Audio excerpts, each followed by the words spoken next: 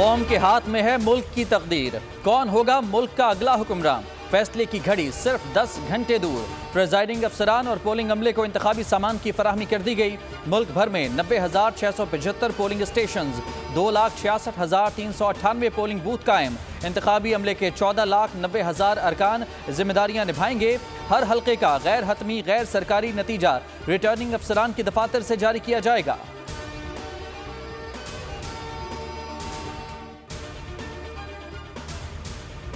مستقبل کے فیصلے کے لیے عوام پرعزم۔ ملک میں 12,85,85,760 عوام ووٹ کاسٹ کریں گے۔ پنجاب میں 7,32,07,896 ووٹرز حق رائے دہی استعمال کریں گے۔ سندھ میں 2,69,94,669 افراد من پسند امیدوار چنیں گے۔ خیبر پختونخوا میں 2,19,28,119، بلوچستان میں 53,71,947 افراد ووٹ کاسٹ کریں گے۔ اسلام آباد میں 10,83,029 افراد ووٹ ڈالنے کے اہل۔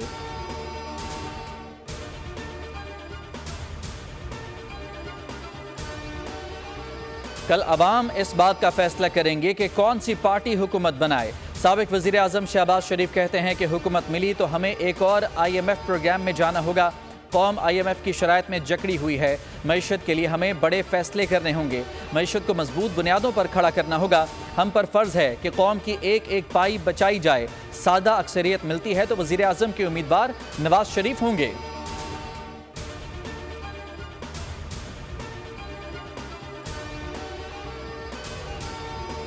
مسلم لیگ نون کی قیادت کی جانب سے مناظرے کی دعوت قبول نہ کرنے پر بلاول بھٹو کا اظہار افسوس۔ اپنے ٹویٹر پیغام میں لکھا، یہ واقعی بدقسمتی کی بات ہے کہ PMLN نے مذاکرہ پر اتفاق نہیں کیا۔ ایک افسانہ بنایا کہ PMLN کی وجہ سے پنجاب دوسرے صوبوں سے بہتر کارکردگی کا مظاہرہ کرتا ہے۔ بلاول بھٹو نے حفیظ پاشا کی کتاب پاکستان میں انسانی سلامتی کے اعداد و شمار ٹویٹ کرتے ہوئے لکھا، سندھ اب کئی معاملات میں پنجاب سے بہتر ہے، جس میں طرز حکمرانی، خوف سے آزادی، مجموعی علاقائی آمدنی اور سیکیورٹی کے معاملات شامل ہیں۔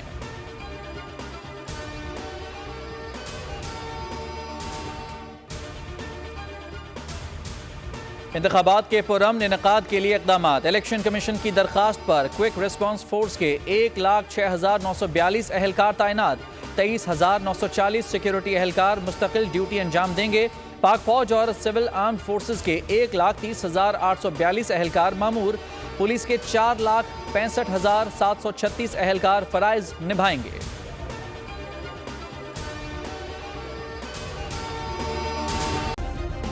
سبسکرائب کریں اور بیل دبائیں تاکہ کوئی خبر رہ نہ جائے۔